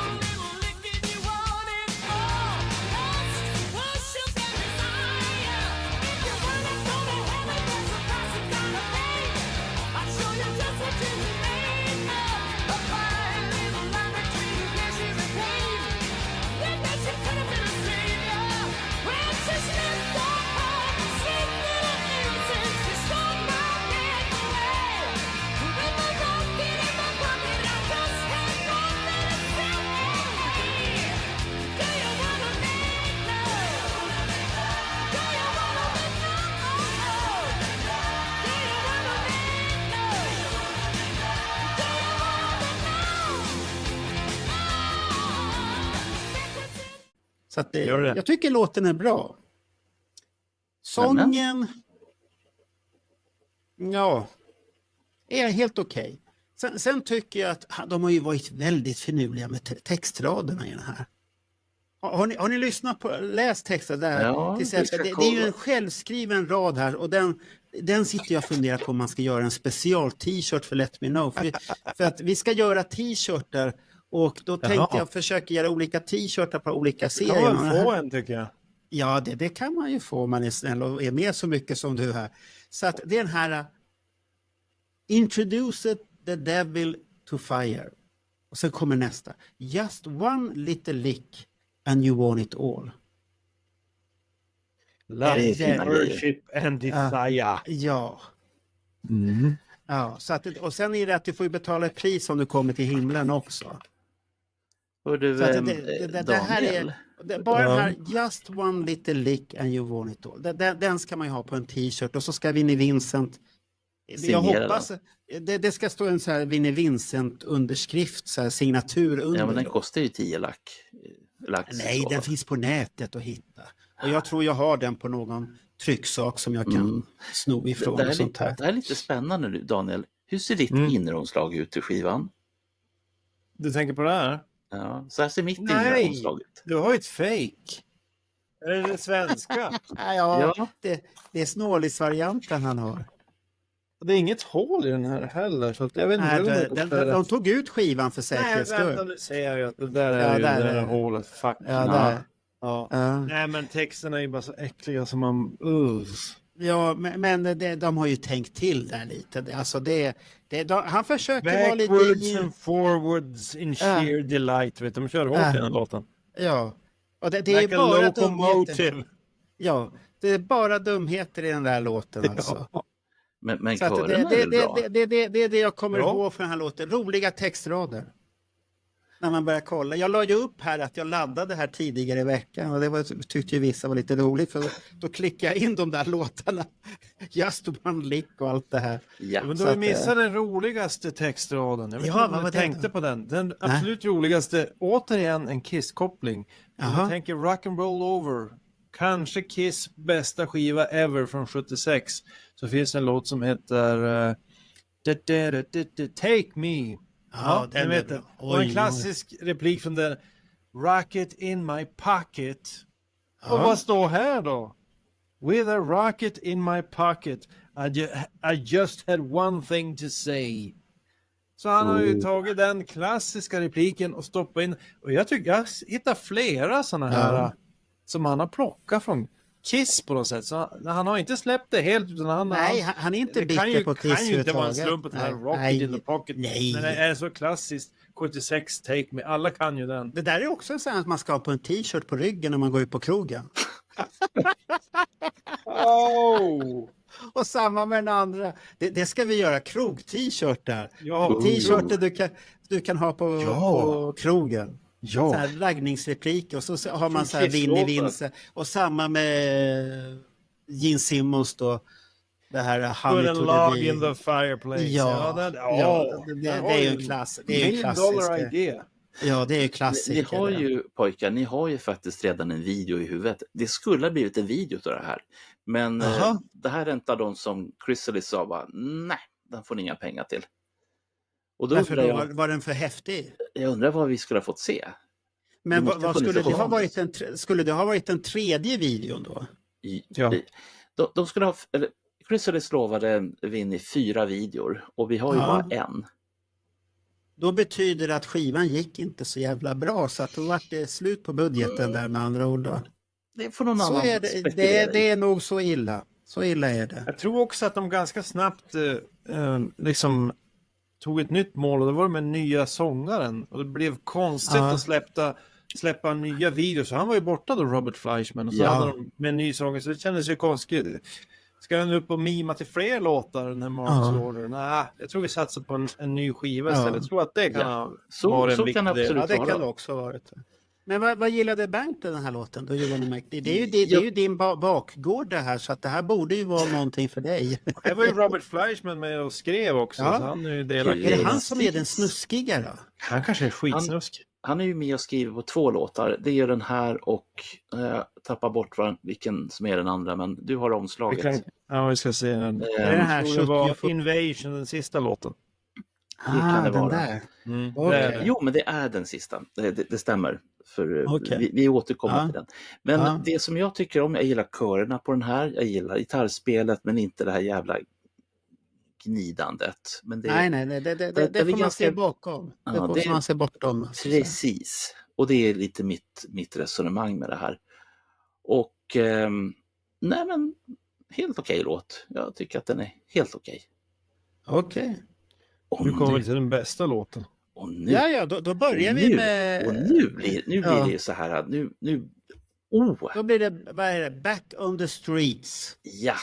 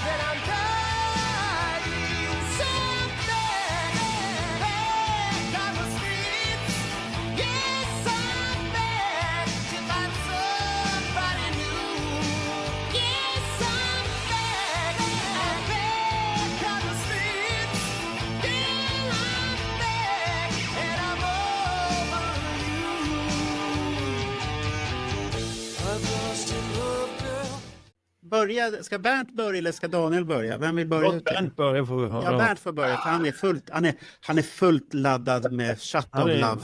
Alltså, den här låten finns det så mycket grejer att berätta om. Den Vinnie-låten som har varit med längst. Den är från den tiden som Vinnie jobbade i en gitarraffär i New York. Och hans chef Richie, han sa som så här när det började gå dåligt: ja, snart är man back on the streets again. Och då tänkte Vinnie det. Vilken jävla bra titel, Back on the streets. Och det som han också ville göra, Vinnie, det var ju att han ville ha mer syntar. Han älskar syntar, men som ni kan få märkt på den här plattan att det är inte så mycket syntar. Utan Vinnie vill ha mycket syntar. Och sen så finns det ju demoversioner på den här. Jag för mig att det ska finnas en demo inspelad med Paul Stanley. För att Vinnie släppte ifrån sig en del låtar via Michael James Jackson. Och den här hade funkat bra ihop med I Still Love You. Och jag gillar inte I Still Love You, men den här gillar jag. Det sägs ju att den här Creatures demo som de gjorde med Paul, som tydligen finns, blev ju inte med på skivan eftersom den konkurrerar med hans egen låt. Jo. I Still Love You. Så det är klart, vilken tar det? Det är klart att jag tar min egen. Så det är så folkloren säger. Mm. Men de kunde ju haft dem på olika sidor på albumet. En ballad, det var ju det som gällde. Okej. Ja. Men den finns ju faktiskt utgiven utav en svensk. Där en annan svensk sjunger. Och det är John Norums version du tänker på, hans första soloplatta där. Och för mig är väl den versionen nog den bästa.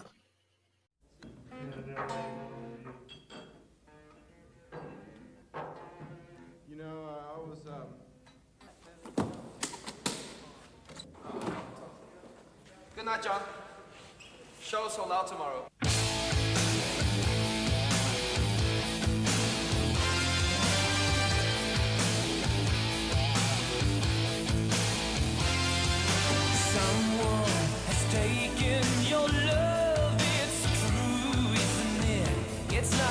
thought that I hear. And when I see him build his wall around you, I know the end is near. But tell me that I'm wrong, and it's all in my mind. You know it all along, and it just makes my blood run wild. And I'm dying, so I'm back on the streets. Yes, I'm back to find somebody new. I'm back on the streets. Your love back, and I'm over you. Yeah. I lost your love. Jag gillar den bäst för att den är precis lagom rockig och det händer någonting med låten, för de alla andra som gör den känns lite seg. Det är en bra låt och jag vet att det är många som gillar den här låten och har alltid gillat den, men det är något som är så här segt, att det händer ingenting, den harvar och harvar, men det blir ingen explosion i låten tycker jag, så man förväntar sig att det ska, nu händer det någonting, nu kommer refräng. Den är lite Kanonen har ju seg. redan exploderat tidigare på skivan. Jo, men jag menar på Back on the Street, det måste hända någonting i låten. Det Men är har det du att hört det, den det... där med Three Speed då? De gjorde ju en låt på den här. Nej, det har jag inte hört. Den får jag nästan lägga in. Den är ganska skön. Det är en tjej Aha. som sjunger. Men jag får kolla upp den i sådana fall. Då, Three så får vi- Speed. Trea Speed. Jaha, Speed, okej. My love and all that I live for, I see it in your eyes.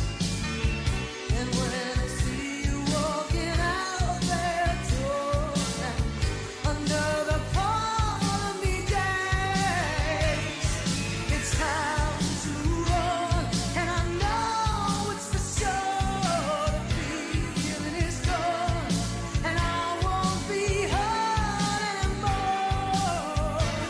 I'm not gonna fall, so I'm back on the street. Yes, I'm back to find somebody new. Now I'm back on the street. Yes, I'm back, and I'm over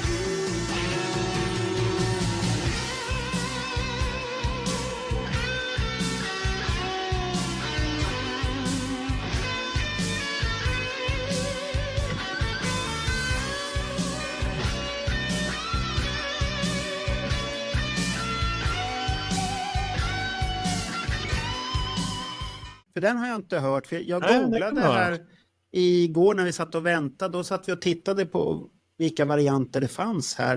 Det På finns Spotify. många. Det är många som heter Det likadant. finns på Men YouTube. Så att, ja, på YouTube kan jag tänka att det finns. Men det finns inte många på Spotify utan här. Det är, och sånt där. Men vi vet ju att Ace gjorde ju en tillsammans med Richie Scarlett. Och där är det också att den är för seg tycker jag. Den går alldeles för Lite steg. långsamt.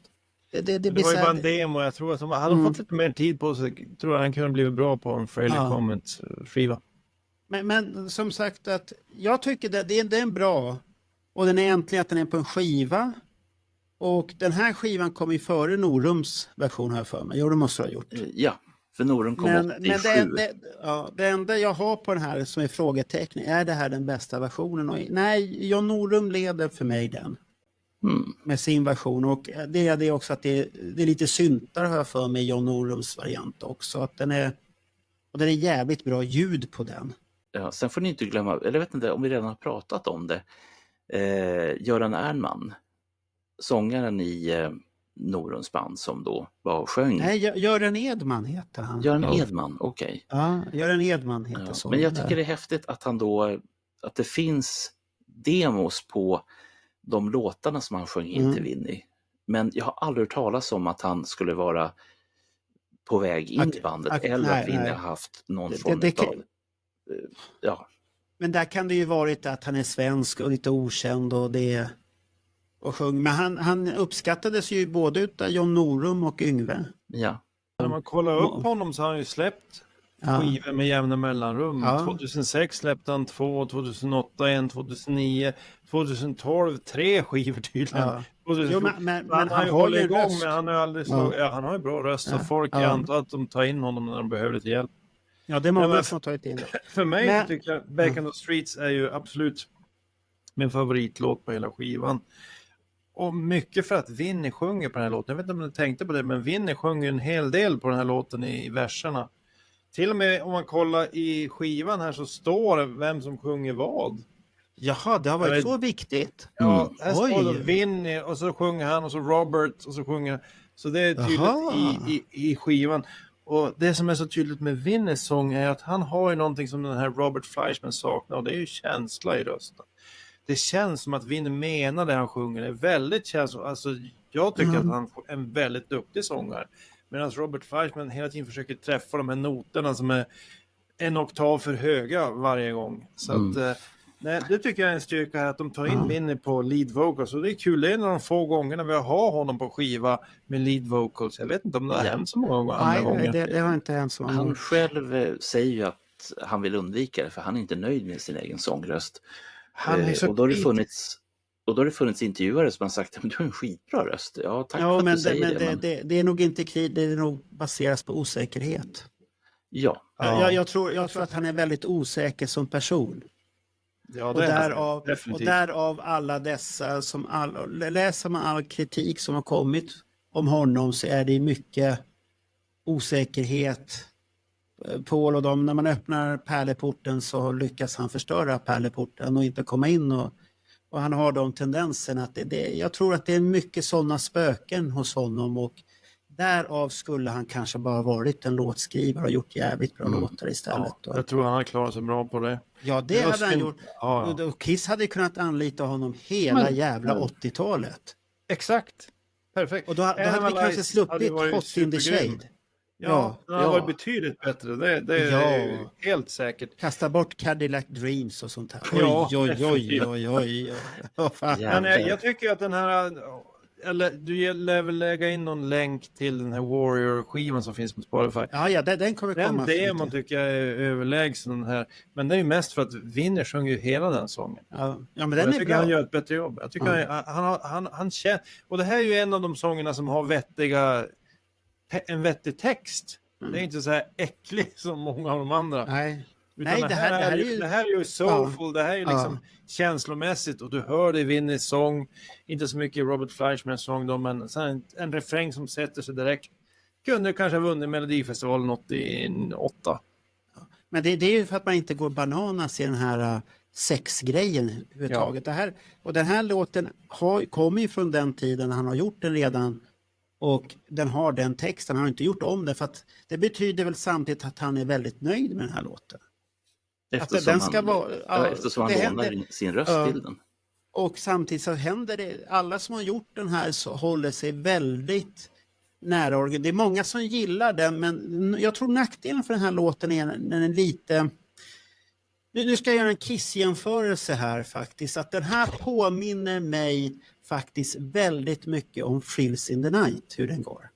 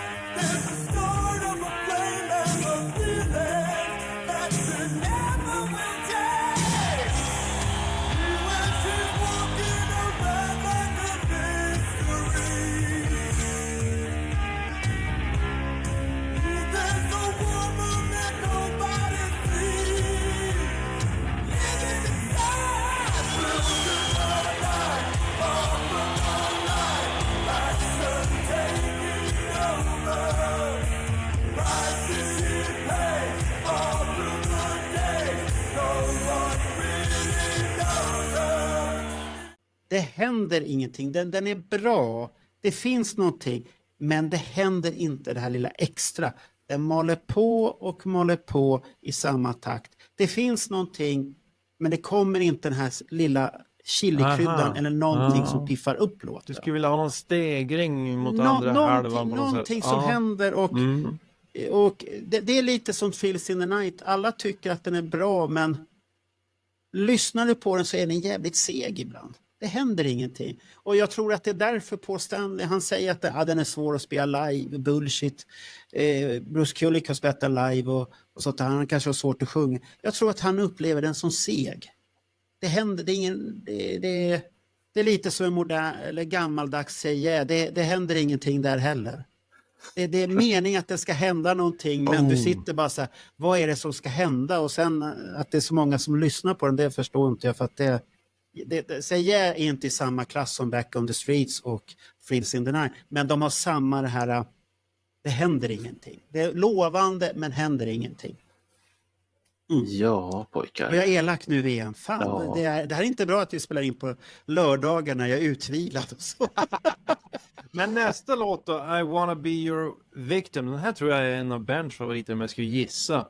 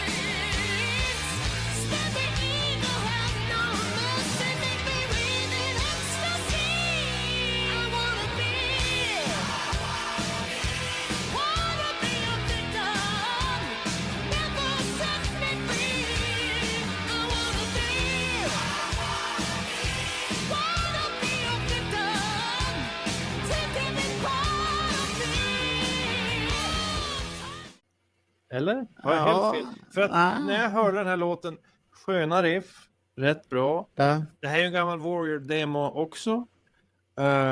Tycker refrängen är stark. Det är lite slager i den här låten. Jag tänkte, första gången jag hörde tänkte jag på de här, kommer ni ihåg dem Heat med I walk 1000 miles, de hade en liten rocklåt där i Melodifestivalen för, det kanske är 10 år sedan nu.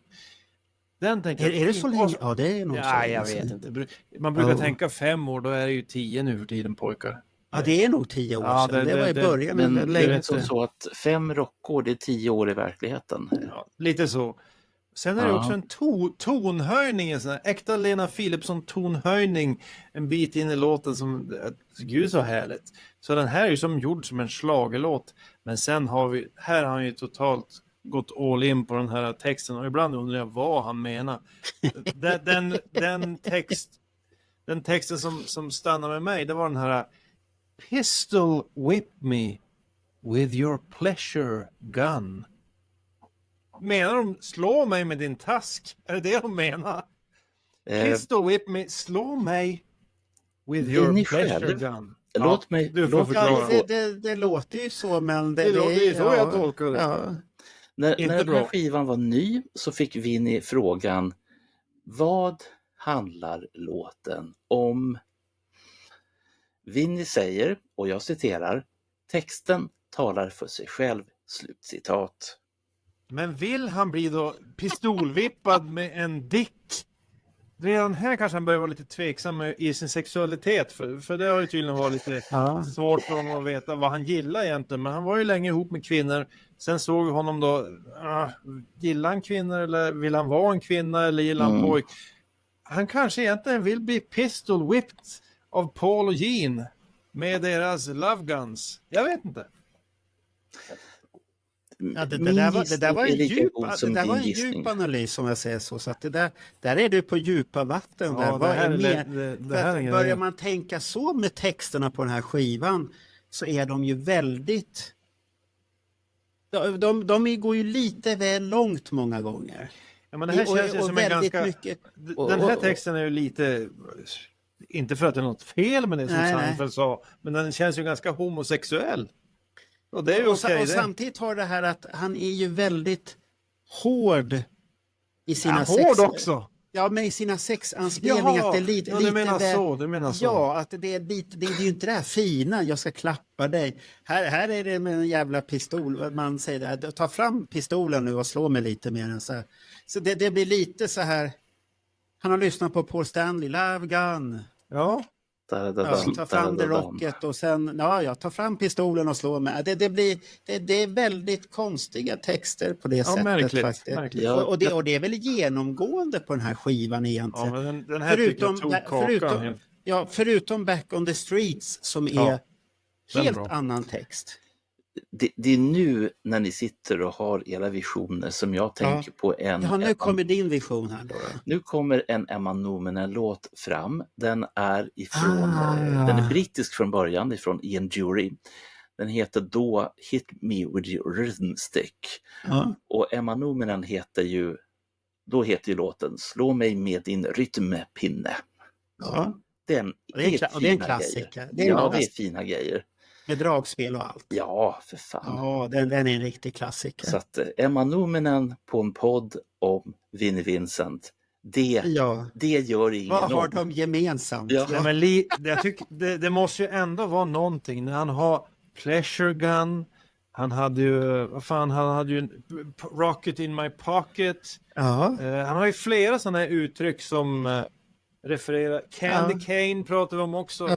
Det är ju någon fascination kring, det är någon fallosymbol som är väldigt viktig för Vinn här. Och då är frågan, är det han som står för den här fallosymbolen eller tänker han sig att han ska bli, jag vet inte, få den här fallosymbolen från någon annan, att det är det som är det spännande? Jag vet inte, men det är tydligt att det är ett genomgående tema i texterna på skivan. Kommer du ta upp det här ämnet på Kiss FAQ någonsin? Tror jag inte.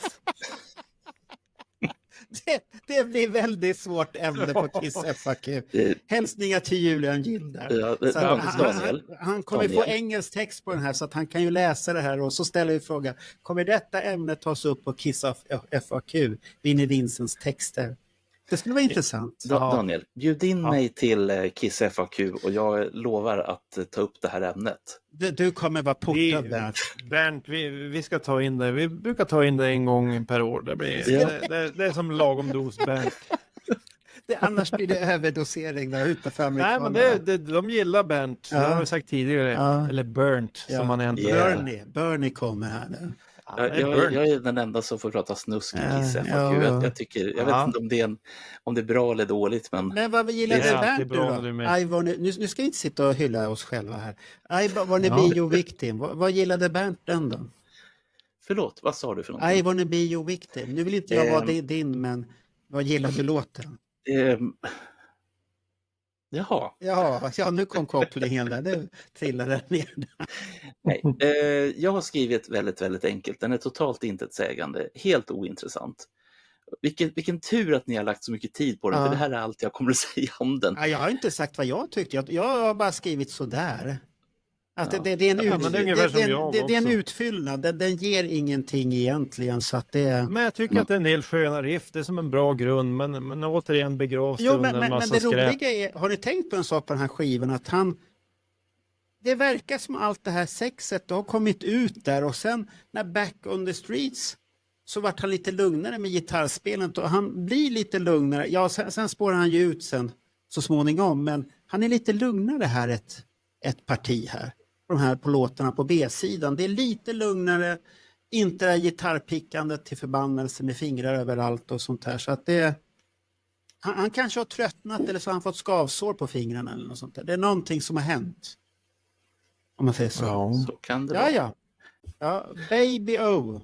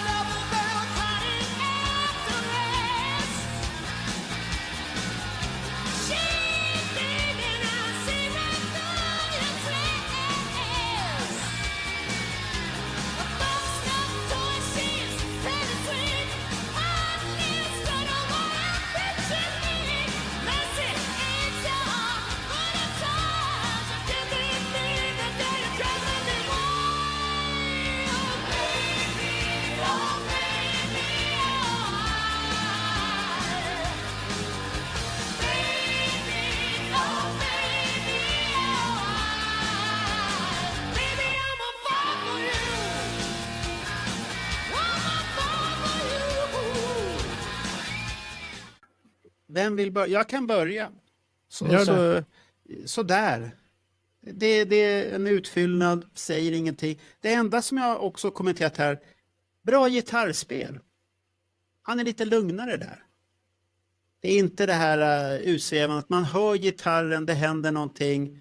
Det är ett spelande, inte för mycket det här pickandet. Så det är mina kommentarer på den. Så Alltså att, det var Baby O som jag pratade om förra gången. Jag måste missa I wanna be your victim. Stark refräng, lite slager, heat, tonhöjning, pistol whip me with your pleasure gun. Det är ju Baby O, så jag vet inte vad jag sa dem senast. Jaha, så du gillade, så du sa på fel låt där? Ja, jag sa på fel låt. Jaha, så oj då. det får du klippa till på något snyggt Jaha, sätt. men vad var det om I wanna be your victim då? Säg ditt Den då. var ganska tillintetsägande. I wanna be your victim. Sköna riff, rätt okej. Sen begravt under en massa skräp. Ja, okej. Så Baby O har du sagt ditt Baby redan, O, va? det är en gammal Warrior-demo med stark refräng. Väldigt slageraktig. Heat. I could walk 1,000 miles. Hur den gick den där. Och så en tonhöjning där. Fatta att den här killen kan göra en tonhöjning. Han börjar där uppe och sen går han ännu högre. Det är imponerande, men frågan är om det är bra, jag vet inte. Jag ser framför mig nästa Melodifestival. En låt med tonartshöjning. Delvis skriven av Vinnie Vincent. Vad säger ni om det? Varför inte? Med dubbla ton. Då måste han ju ta in Pernilla då. Ja. Ja, det ta den där. Sista, extra det där. högsta. Ja. Vi klär henne i äkta hårdrock, läder och lack, så blir det bra. Hon, Ja, det har var ju ju hon var ju stenhård 85 när hon körde den här låten som hon kom Då trea hade hon med. ju läder. Jag gillar ju den låten då, men det var ju mest bara för att hon såg så cool ut. Ja. Piccadilly Men Circus. då kommer Ace direkt så här, Black Leather. Ja. Han Det kan verkar få vara en med line som också. funkar. Okej. Ska vi gå på sista nu låten då? Ja, men den är ju Invasion. fantastisk. Den är ju helt underbar. Den är unik på alla sätt och vis. Jag har aldrig hört någonting bättre i hela mitt liv. You find the best shot without the warning. Some silver bullet through the heart. Just shot you brought me to my knees. I'm falling. All is there in love and war. I kiss your lips and hear the sirens call. It is mine as well by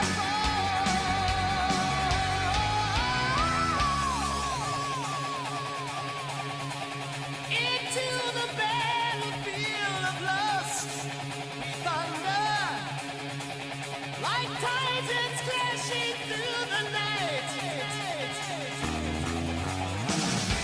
Over who will wear the crown of passion and patient fantasy. The painted flesh of the only sin.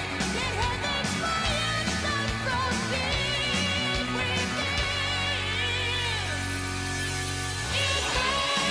Invasion, that's how you come unto me. Invasion, you were on with ecstasy. Invasion, you crave your victory. Invasion, your love has conquered me.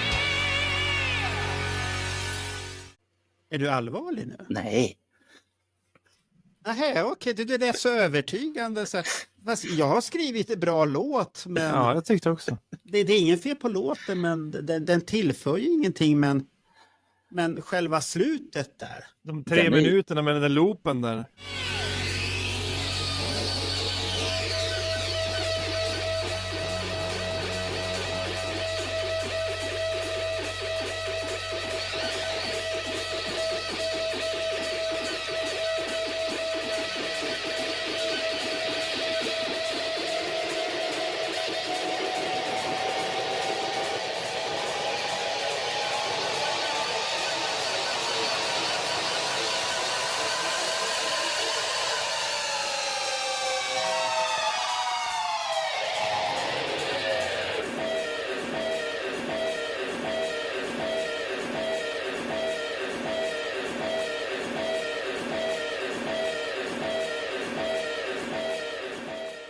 Den är inte bra. Men den fanns ju inte på originalpressningen som du har, Daniel. Den finns inte på den. Och det är lite spännande för den finns på den svenska pressningen. På svenska finns den och på kassett i USA, men inte på den amerikanska första utgåvan så fanns inte den tjofräsen. Ja, den ser kort ut, sista låten som man kollar på. Den är inte 7 minuter. Nej, den här är definitivt inte 7 minuter. Så du har inget sånt, så din låt är bra låt där tills han fick göra tillägget på kassett. Nej. Shit, här finns det ju fylla ut. Här kan vi fylla ut material. Så att när jag spelar den här skivan igen i butiken, där jag brukar låta dem gå, så hade jag rätt så högt och så går jag och packar ett paket och så hör jag bara tänker så här, har det hänt något ute på gatan? Jag hade glömt bort det där helt. Så kom jag ut och så här, titta. Nej för fan, det kommer ju från högtalarna här. Så tänkte jag, har en jävla dator har hakat upp sig. Så sa nej, den har inte hakat upp sig. Det är så här.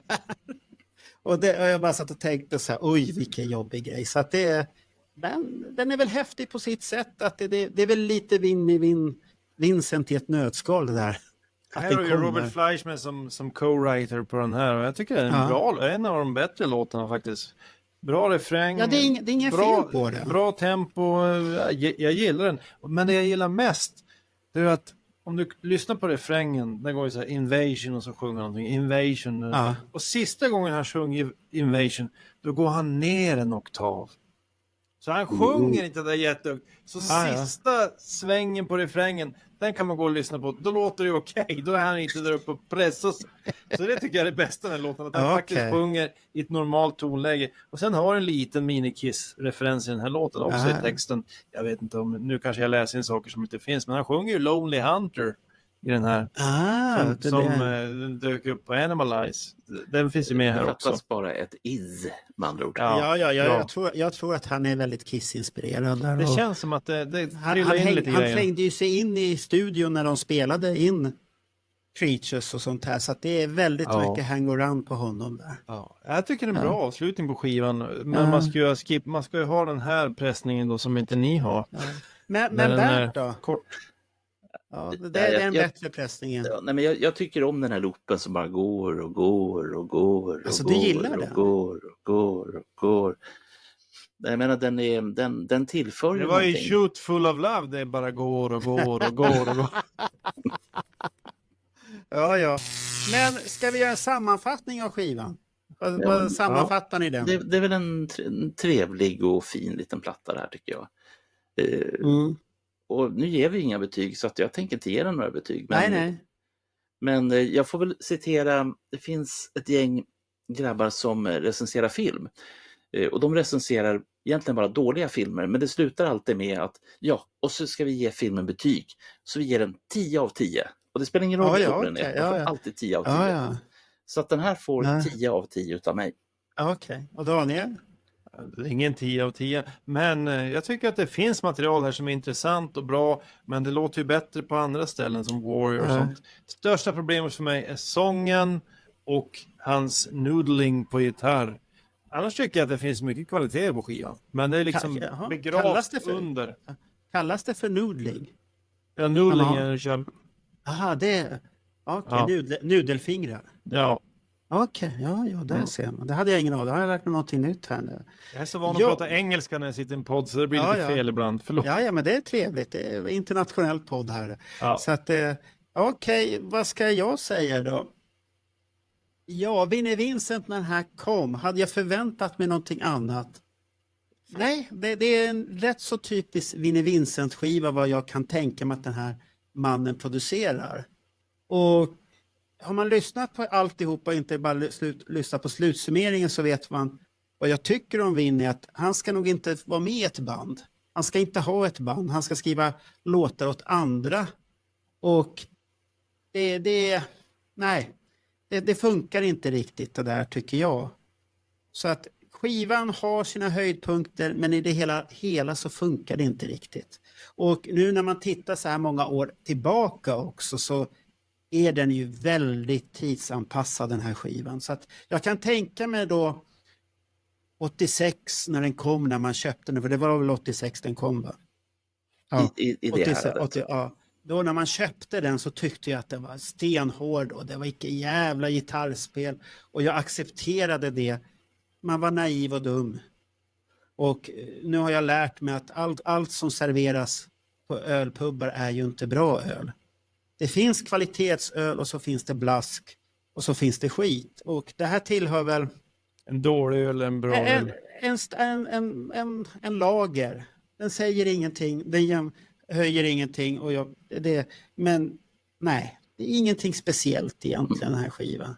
Att det här kommer nog förvaras där i facket och nu har vi lyssnat och jag har fått en överdos av den. Och det kommer vara lång tid innan Bernt börjar få den här Vinny, börjar bubbla i blodet i honom att han måste börja tjafsa om Vinny igen. Och vi kommer ju komma tillbaks till Vinny. Eller hur? Det är lite jobbigt att ha en sån här hemläxa och lyssna på en skiva som är lite besvärlig. Ta emot lite grann. Ja, jag hörde ju det att du var på Kiss FAQ och då hade ni pluggat andra grupper. Och det var ju inte så positivt enligt dig, såg jag. Ja, det var ju min egen idé så jag får skylla mig själv. Ja. Och där har ni ju gått lite väl långt och börjat jämföra skivor som jag inte riktigt förstår. Men okej, jag kan förklara för dig om du vill veta varför. Nej, det behöver du inte säga. Det kanske är den här two-timer som vi har där. Som vi kallar det för. Kanske det är en sån. Men så att ser vi fram emot nästa skiva med Vinny nu då? Jag ser fram emot en annan sak. Måste jag berätta. Vinny ihop med en redaktör håller på att skriva en bok om Vinnys liv. Den ser jag fram emot. Kommer aldrig att komma ut. Jag tror att den kommer ut innan Kiss Magic-boken kommer ut.